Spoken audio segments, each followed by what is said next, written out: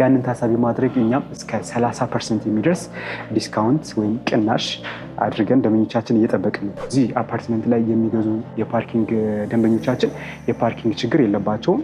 እያንዳንዱ ቤት አሳይንድ የሆነ ፓርኪንግ ይኖራቸዋል ማለት ነው። ለምን ግን ጀስት ከዛ በዘለለ ምንድነው አግሪመንታችን ላይ ምንም አይነት የሆነ ፕራይስ እስካሌሽን የለውም። እዛ ሳይት ላይ ከስቱዲዮ ጀምሮ እስከ ባለ 3 መኝታ ማግኘት ይችላሉ። እንግዲህ ያው እንደሚታወቀው አትላስ አሁን ላይ ሙሉ በሙሉ የኮሪደር ፕሮጀክቱ ቀይሯታል። ለኢንቨስትመንትም ለመኖርም በጣም የሚመረጥ ሎኬሽን ነው። ስቱዲዮ መግዛት የሚፈልግ አሁን ላይ አንድ ሰው 948 ሺህ ብር ከፍሎ ስቱዲዮ ካሳንቺስ ላይ የቤት ባለቤት መሆን ይችላል ማለት ነው። ዳውን ፔመንታችንም 15% ለስቱዲዮ እና ለባለ 1 መኝታ 15%፣ ለባለ 2 እና ለባለ 3 መኝታ ደግሞ 10% ከፍለው የቤት ባለቤት መሆን ይችላሉ። ሚኒመም እስከ 2.2 ሚሊዮን ብር ቅናሽ ያገኛል ማለት ነው። ያንን ታሳቢ ማድረግ የኤሌክትሪክ ቻርጅ ስቴሽን ለእያንዳንዱ መኪኖች ይገጠማል። ይህ ማለት ሪሴል ማድረግ ይቻላል። ሰላም ተመልካቾቻችን እንደምናላችሁ። ይህ የመጠለያ ፕሮግራማችን ነው። በዛሬው የመጠለያ ፕሮግራማችን ኮምፓስ ፕሮፐርቲስ ጋር ተገኝተናል። እዚህ የተገኘንበት ዋነኛ ምክንያት ደግሞ ከፊታችን እየመጣ የሚገኘውን አዲስ ዓመትን ምክንያት በማድረግ በሚያቀርቡት የቤት አማራጮች ላይ ከ3 ሚሊዮን ብር እስከ 6 ሚሊዮን ብር ድረስ ቅናሽ አድርጓሉ። ታዲያ እነዚህ የቤት አማራጮች በካሳንቺስ እንዲሁም ደግሞ በአትላስ አካባቢ ላይ እየገነቡ የሚገኙ ሲሆን የካሬ መጠናቸውን፣ ዋጋቸውን እንዲሁም ደግሞ ለእናንተ የሚጠቅሙ ወሳኝ መረጃዎችን የምናደርሳችሁ ይሆናል። እስከ ፕሮግራማችን ማብቂያ ድረስ አብራችሁን ቆዩ።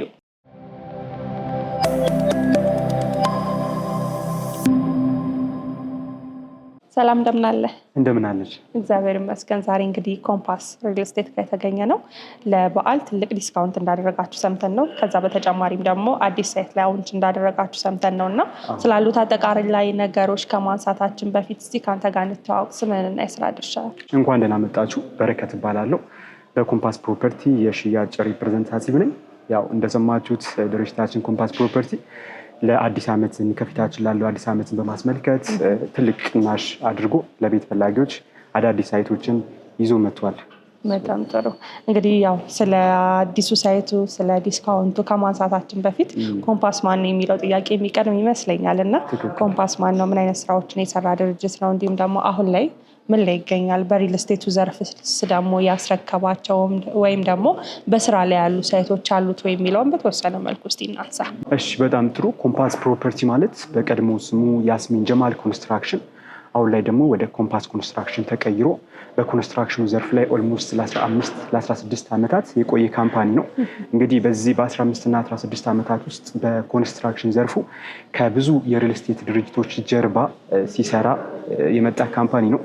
ለምሳሌ ያህል ብናነሳ ሀያት ሪል ስቴትን ኦልሞስት ወሰን ያለውን ሳይት ጂፕላስ 22 ወደ 16 ብሎኮችን በ2 ዓመት ከ6 ወር ውስጥ በተሰጠው ጊዜ ሰርቶ አስረክቧል። ያ አንደኛው የሚታወቅበት ነው። ሌላው ደግሞ ጊፍት ሪል ስቴት እንደዚሁ የጊፍት ሪል ስቴትን ደንበል ጋ ያለውን ሄድ ኦፊሱን እሱንም በዚሁ ሰርቶ አስረክቧል።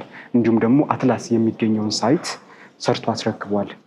ከዛ በመቀጠል ደግሞ አሚባራ ፕሮፐርቲ ፍሬንድሺፕ ፓርክ ጋር ያሉትን 2 ብሎኮች አሁን ላይ ኦልሬዲ የጨረሰውን 2 ብሎኮችን እንደዚሁ ሰርቶ አስረክቧል። ከዛ በመቀጠልም ለቡላይ እንዲሁም ደግሞ ኮካ አካባቢ የቡዛዮ ፋውንዴሽን ወይም ደግሞ የኢስት አፍሪካ ሆልዲንግ ሪል ስቴት ኦልሞስት ወደ 5 ብሎኮችን ሰርቶ ያስረከበ ካምፓኒ ነው።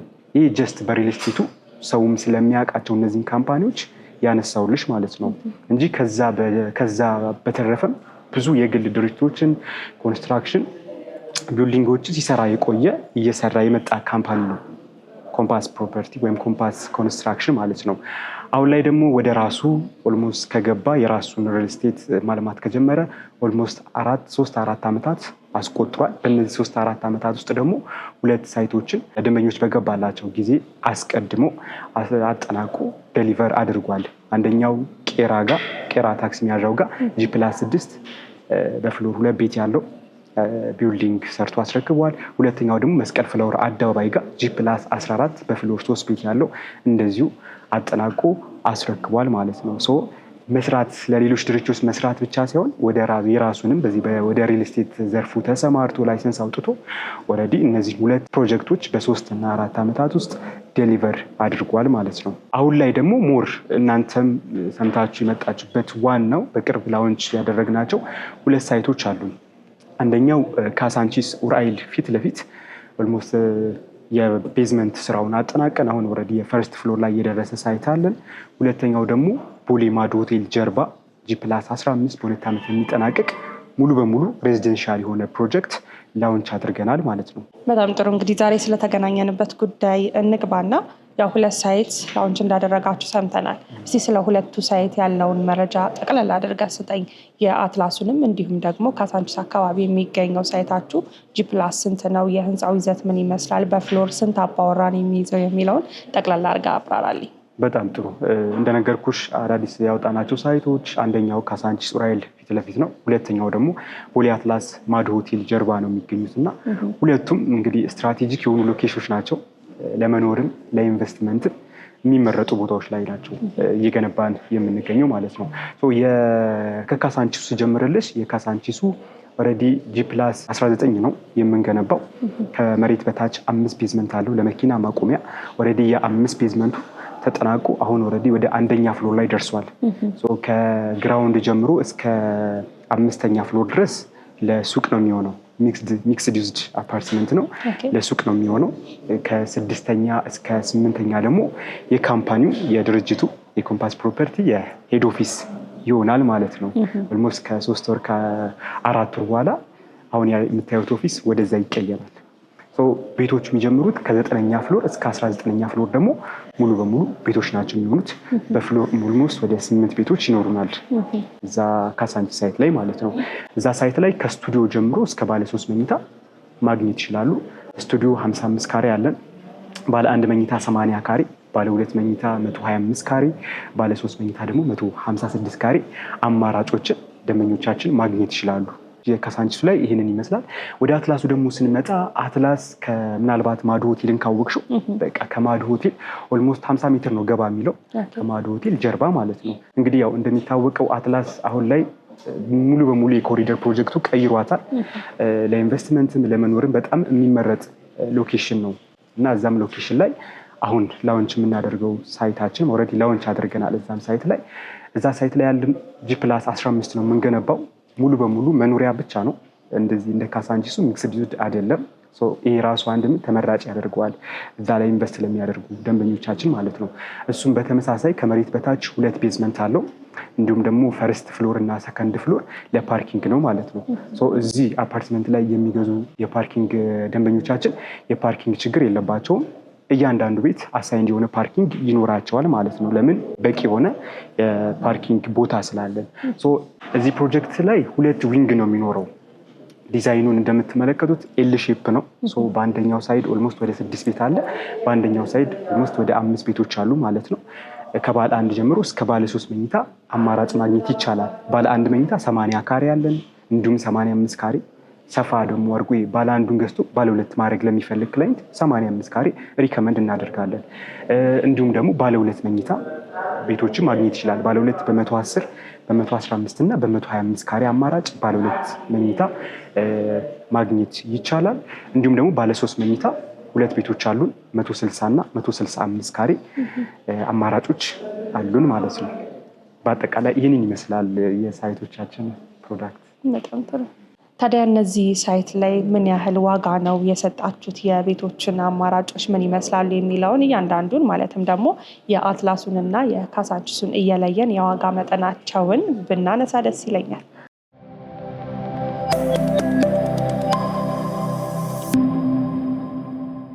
በጣም ጥሩ።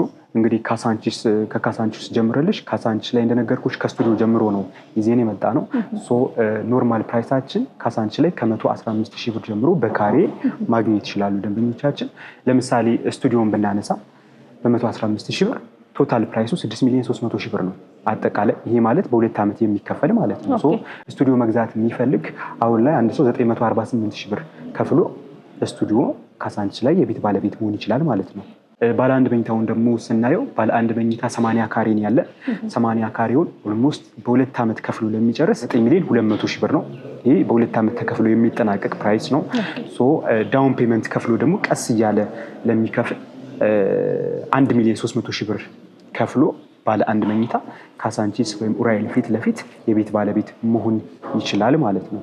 ዳውን ፔመንታችንም 15% ለስቱዲዮ እና ለባለ አንድ መኝታ 15%፣ ለባለ ሁለት እና ለባለ 3 መኝታ ደግሞ 10% ከፍለው የቤት ባለቤት መሆን ይችላሉ ካሳንቺስ ላይ። ወደ አትላሱ ደግሞ ስንሄድ አትላስ ሳይታችን ላይ ኦልሞስት አሁን ላይ በኖርማል ፕራይስ 135,000 ብር ነው ያወጣ ነው።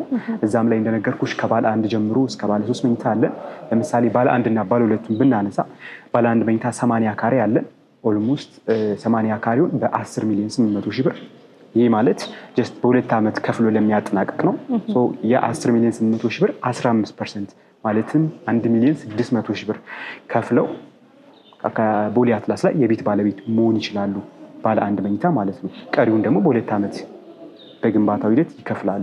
ባለ ሁለት መኝታውን ሳነሳለሽ 110 ካሬውን ትንሿን ካሬ ባነሳለሽ 110 ካሬውን ኦልሞስት ቶታል ፕራይስ በ14,800,000 ብር መግዛት ይችላሉ። የዚህን 15% 2,200,000 ብር ከፍለው ቀሪውን ደግሞ በግንባታው ሂደት በ2 ዓመት ከ3 ወር ቀስ እያሉ ከፍለው የሚያጠናቅቁበትን አማራጭ ይዘን መተናል። በ2,200,000 ብር ባለ ሁለት መኝታ፣ በ1,600,000 ብር ቅድመ ክፍያ ደግሞ ባለ አንድ መኝታ ቦሌ አትላስ ላይ መግዛት ማግኘት ይችላሉ ማለት ነው። እንግዲህ ከፊታችን አዲስ ዓመት እየመጣ ነው። አዲስ ዓመትን ደግሞ በአዲስ መንፈስ ለመጀመር የሚፈልጉ እንዲሁም ደግሞ ቤት የመግዛት እቅድ ላላቸው ደግሞ ትልቅ ዲስካውንት እንዳላችሁም ሰምተናል እና እስቲ ስለ ዲስካውንቱ እናንሳ። ዲስካውንቱን ሲጠቀሙ ምን ያህል ፐርሰንት ነው ቅናሽ የሚደረግባቸው?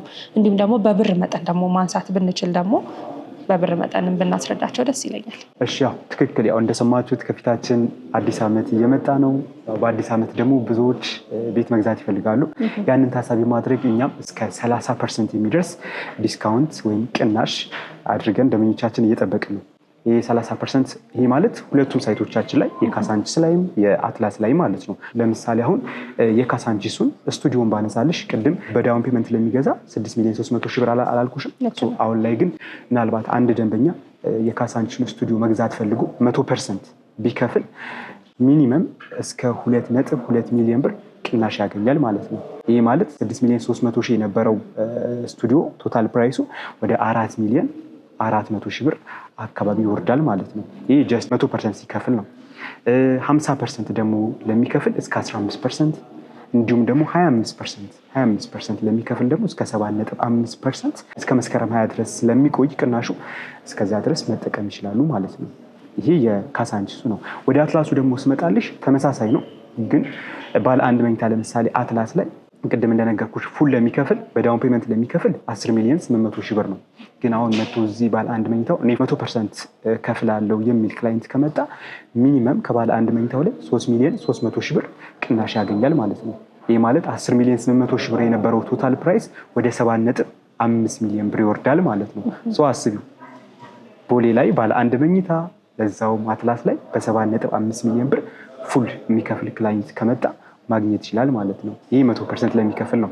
50% ደግሞ ለሚከፍል ቅድም እንደነገርኩሽ 15%፣ 25% ለሚከፍል ደግሞ 7.5% ቅናሽ በሁሉም በአትላስ እና በካሳንቺስ ሳይቶቻችን ላይ እስከ መስከረም 20 ድረስ ቅናሽ አድርገናል ማለት ነው። በጣም ጥሩ። እንግዲህ እንዳልከኝ ከሆነ መስከረም ላይ የቤት ባለቤት መሆን የሚፈልግ ሰው ይሄን እድል እንደማያመልጠው እርግጠኛ ነኝ። ያው ኮምፓስ ላይ እንግዲህ እንዳልከኝ ከሆነ በኮንስትራክሽኑ ዘርፍ ላይ ረጅም ዓመታትን እንደቆየ አስቀድመን እያነሳን ነበረ። ምናልባት የምትጠቀሙት የግንባታ አይነት ወይንም ደግሞ የግንባታ ቴክኖሎጂ ምን ይመስላል፣ በምን አይነት ሁኔታ ነው የምትገነቡት የሚለውን በተወሰነ መልኩ ብናነሳ ደስ ይለኛል። ያው እንደነገርኩሽ ኮምፓስ ኮንስትራክሽን እንግዲህ ኮምፓስ ፕሮፐርቲ ሲስተር ካምፓኒ ኮምፓስ ኮንስትራክሽን ለ15 ዓመታት ያህል በኮንስትራክሽን ዘርፍ ላይ የቆየ ካምፓኒ ነው። ከዚህ በፊት የሰራቸውን ፕሮጀክቶች ምናልባት እንደው ደንበኞቻችን ወይም ክላይንቶች ይህን ቪዲዮ የሚያዩት በአጋጣሚ ወይ የጊፍትን ወይ የሀያትን ወይ የአሚባራን ሳይት አይተውት ከሆነ ጥራቱን ያው እነሱም ራሳቸው የሚመሰክሩት ይመስለኛል።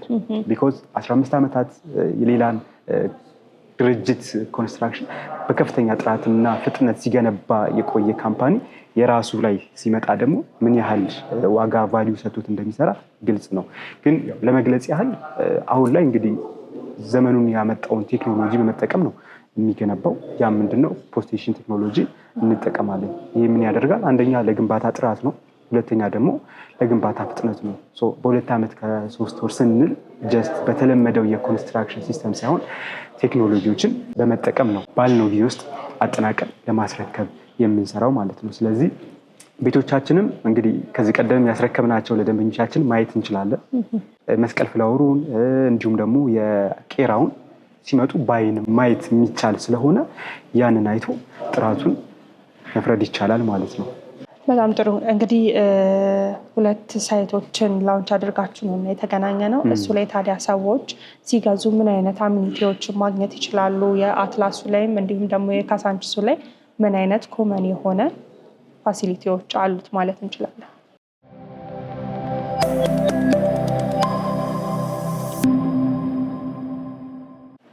በጣም ጥሩ። እንግዲህ ሁለቱም ሳይቶቻችን ላይ እንግዲህ ፋሲሊቲ እና አሚኒቲ ግዴታ ነው።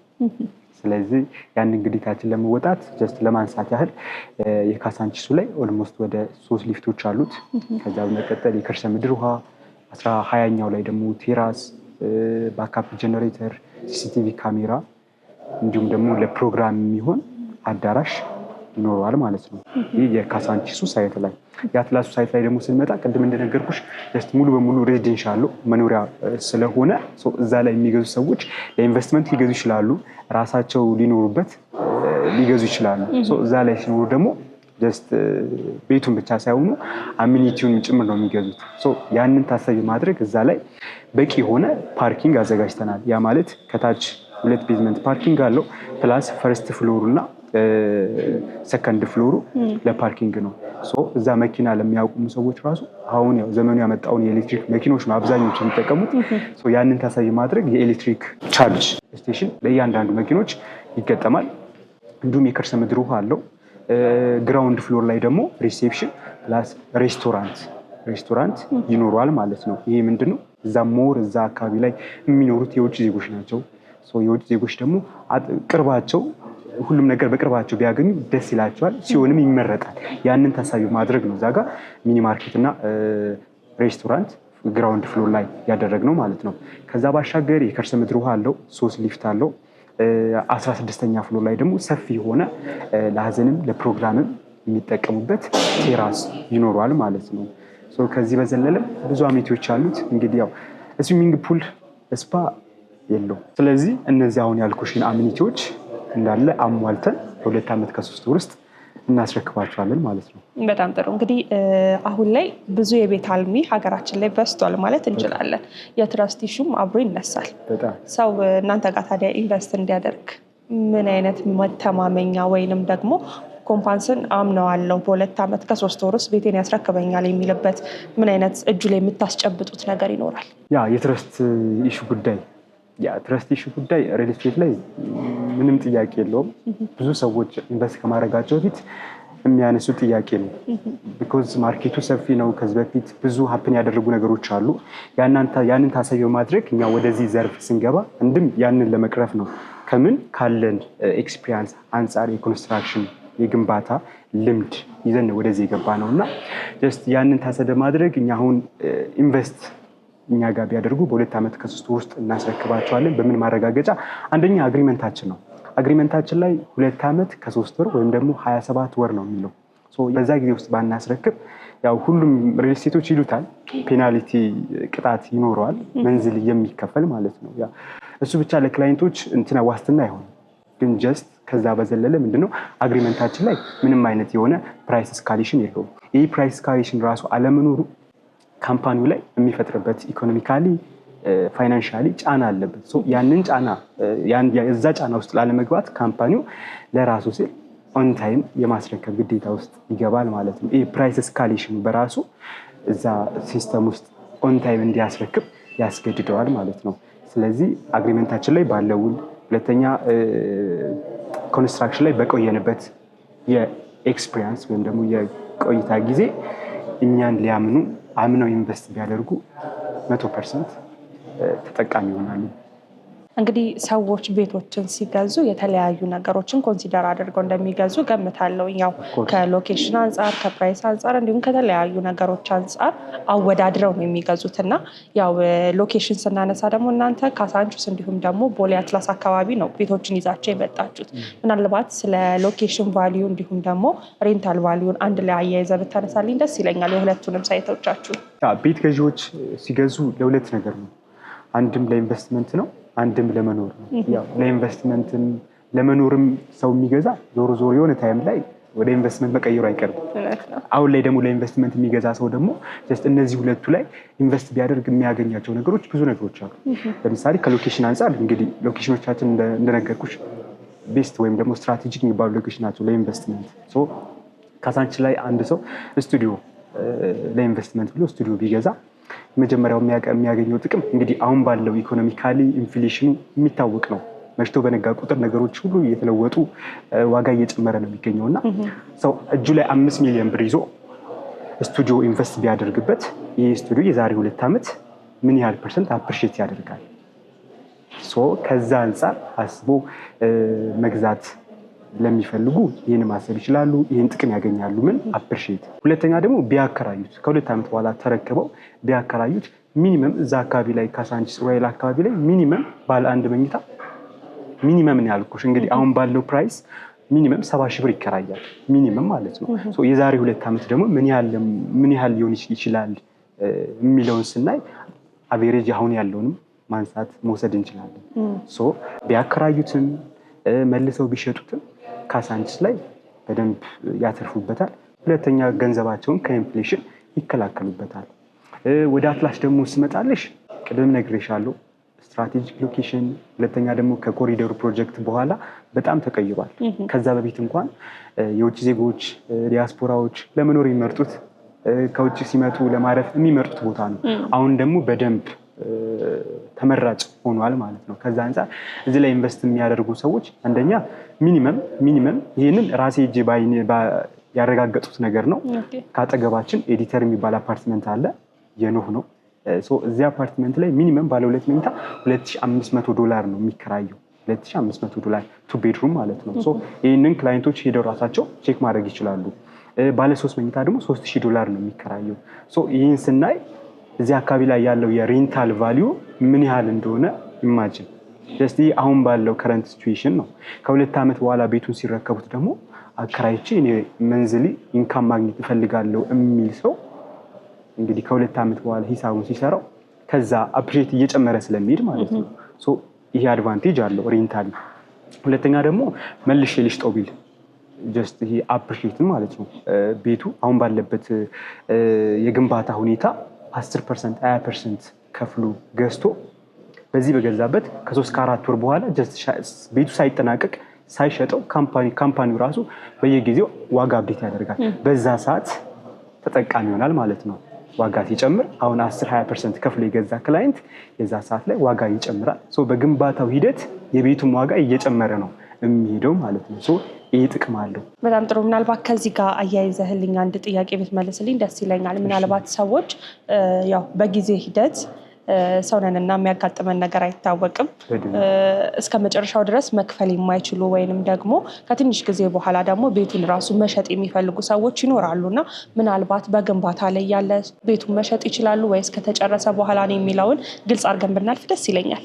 በጣም ጥሩ።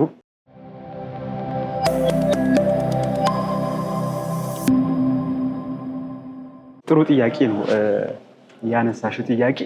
ኦፍኮርስ እንዳልሽው ከስተመሮች ቤት ገዢዎች አንድ ከገቡበት በኋላ ሰውነን እና መቼም ብዙ ነገሮች ሀፕን ያደርጋሉ።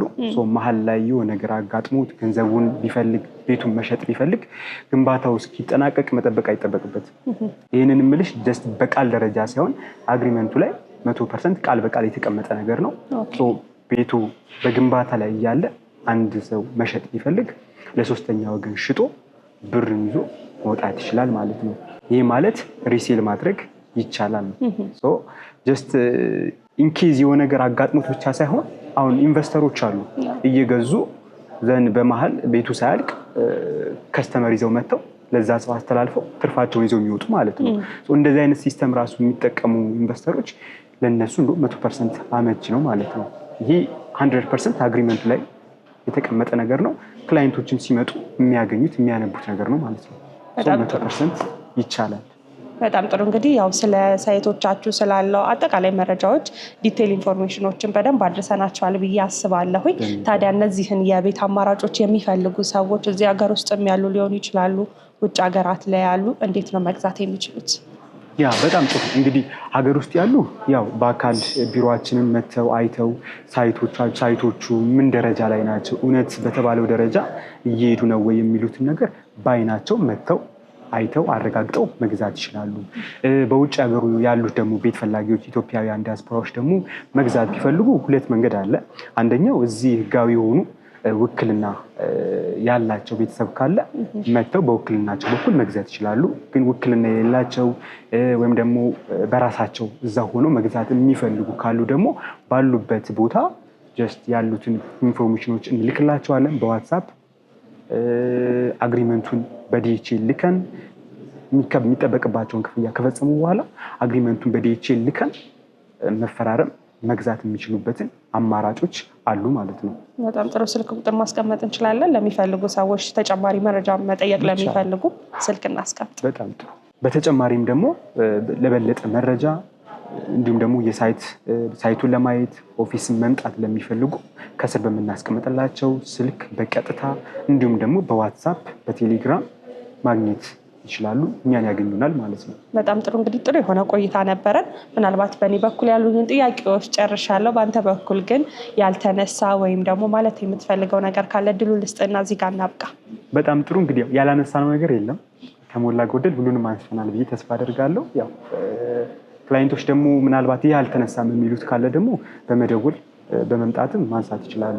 ግን እኔ ተጨማሪ ልጨምር የምንችለው ምናልባት እንግዲህ ቤት አሁን ላይ ማርኬቱ ሰፊ ነው፣ ብዙ ነው።